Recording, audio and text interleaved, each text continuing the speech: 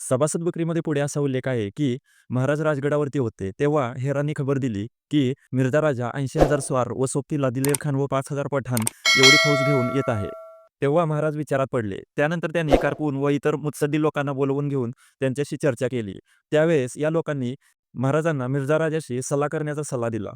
त्यावेळेस ते म्हणाले, की अफजल खान मारला, शास्ता खानाच्या गोटात शिरून मारामारी केली. या सगळ्या गोष्टी हे राजपूत लोक जाणतात.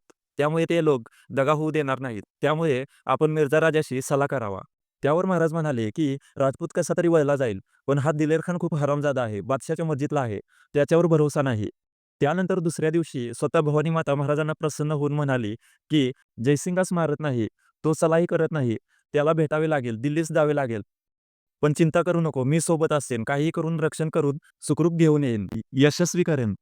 मी जे राज्य वरदान दिले आहे, ते केवळ एका पिढीसाठी नाही, तर 27 पिढ्यांसाठी दिले आहे. राज्याची चिंता मला देखील आहे. त्यामुळे चिंता करू नको. असे बोलून भवानी माता अदृश्य झाली. लिहिणाऱ्यांनी ही वाक्य लिहून ठेवली. त्यानंतर महाराज सावध झाले व त्यांनी हिंमत धरली.